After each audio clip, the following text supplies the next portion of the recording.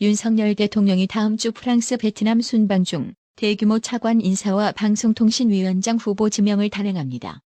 이어 각 부처별로 실국장 등 고위 공무원단에 대해서도 대대적인 인사를 통해 복지부동하는 등 국정 운영에 적극 동참하지 않는 공직자들을 물갈이한다는 방침인데요. 최근 문재인 좌익 정권 시절의 태양광 사업 비리 감사 결과를 공개한 감사원이 집값, 고용, 소득 등 과거 정부에서의 3대 통계 조작 의혹 감사 결과도 최대한 신속히 마무리할 예정인 가운데 관련 의혹에 연루된 공직자들이 최우선 교체 대상이 될 전망입니다.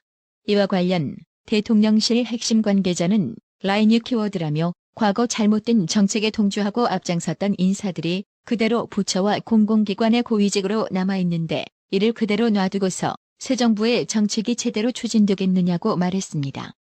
여권 고위 인사는 감사원 감사와 대통령실 공직기강 비서관실의 감찰에 따라 인사조치는 물론 검찰 수사 등으로 이어지며 철저히 책임 소재를 가릴 것이라며 전임 정부에 대한 보복이 아니라 비정상을 정상으로 바로 잡는 과정이라고 했습니다.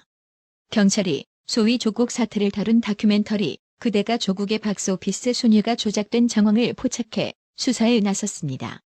소셜미디어에서는 과거 평일 새벽 4시에 매진된 그대가 조국 일부 상영관 사례가 재조명됐습니다. 15일 경찰 등에 따르면 서울경찰청 반부패 공공범죄수사대는 최근 CGV, 롯데시네마, 메가박스 등 멀티플렉스 3사 영화관과 슈박스, 키다리 스튜디오, 롯데엔터테인먼트 등 배급사 3곳 본사를 업무방해 혐의로 압수수색했습니다. 경찰은 순위 조작이 의심되는 영화 목록에 그대가 조국이 포함돼 있다고 전했습니다.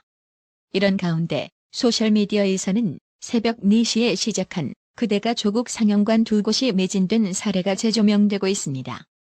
한 네티즌이 지난해 5월 27일 영화 관련 커뮤니티 익스트림 무비 게시판에 올린 새벽 4시에도 영화를 상영하네요라는 제목의 글인데요. 상영시간 보고 1차로 놀라고 매진이라 2차로 놀랐다는 글쓴이가 올린 캡처 화면을 보면 2022년 6월 1일 수요일 메가박스 신촌에서는 그대가 조국 2개 상영관이 매진됐습니다. 319석 규모의 3관과 190석의 5관의 전 좌석이 팔렸는데 상영 시각은 오전 4시부터 오전 6시 4분까지였습니다. 이게 조작이 아니다라면 요즘은 새벽에 영화 보는 사람이 많나 봅니다. 중국 당국이 중국을 방문한 민주당 의원들에게 대만 문제 관련 하나의 중국 원칙을 집중적으로 언급한 것으로 알려졌습니다. 싱하이밍 주한 중국 대사의 고압적인 베팅 발언으로 한중 관계가 얼어붙은 상황에서 중국은 야당과의 교류를 통해 자국 입장을 분명히 하고 한국 정부를 압박하려는 것으로 해석되는데요. 지난 14일 민주당 민생경제위기대책위원회 등에 따르면 대책위 소속 김태년, 홍익표, 고용진, 홍기원, 홍성국 의원은 지난 12일 베이징을 방문해 차관급 순여이둥 외교부 부부장과 전국인민대표대회 외사위원회 관계자들을 만났습니다. 베이징 소식통은 중국 측은 한국 정부가 힘에 의한 대만 해협 현상 변경 반대를 강조하면서 1992년 한중 수교 때 인정한 하나의 중국 원칙을 분명히 밝히지 않고 있는 데 대해 문제를 제기했다고 말했습니다. 이어 중국 측은 한국 정부가 하나의 중국 관련 입장을 명확하게 재확인하기를 원했다고 덧붙였는데요. 민주당 의원들에게 하나만 묻겠습니다. 중국 공산당에게 적어 쳐들으려고 중국 방문한 건가요? 해당 소식에 네티즌들은 보는 것만으로도 짜증나는 것들, 어느 나라 국회의원입니까라며 저격한 인간들, 얼굴, 이름 똑똑히 보고 박제해라. 저게 매국이다. 조선 말기 보는 중이라며 격분했답니다. 한편 싱하이밍 주한 중국 대사가 이재명을 만나 한국 외교정책을 사실과 다르게 비판해 도마에 오른 가운데 민주당 지지자의 과반은 싱하이밍 대사 발언을 용인할 수 있다는 취지의 입장을 밝혔습니다. 데일리안이 여론조사 전문기관 여론조사공정에 의뢰해 지난 12일에서 13일 전국 남녀 유권자 1001명을 대상으로 실시한 조사에 따르면 중국 대사가 최근 야당 대표를 만나 중국 패배에 베팅하는 이들은 나중에 반드시 후회한다 등의 강성 발언을 한 데 대해 어떻게 생각하느냐는 질문에 국민 66.4%는 부적절한 발언이라고 답했습니다. 할 수 있는 발언이라는 응답과 잘 모르겠다는 응답은 각각 26%, 7.6%로 집계됐습니다. 부적절 의견은 모든 지역, 모든 연령, 모든 성별에서 60%를 상회했습니다. 하지만 민주당 지지자 가운데선 할 수 있는 발언이라는 답변이 과반 50.9%로 나타났고 부적절하다는 답변은 40.7%에 그쳤습니다. 민주당 지지자를 제외하면 부적절 의견이 압도적으로 우세했는데요. 입만 열면 민주주의 외치는 것들이 실상은 공산사회주의 국가에는 아주 친화적이라는 여론조사 결과에 이 좌파리들에게 이율 배반적인 혐오감이 마구잡이로 생성되는 건 비단 나라의 TV만의 생각일까요? 해당 소식에 네티즌들은 민주당 지지자들 전라도, 부천, 민노총, 조선족, 나래보니 수준 알만하지? 라며 이래서 만진당 지지자들이 듣게 소리를 쳐듣는 거지. 싸그리 접어다 중국으로 보내버리고 싶다고 개탄했답니다. 박정화 대법관이 시민단체에 직권남용 혐의로 고발당했습니다.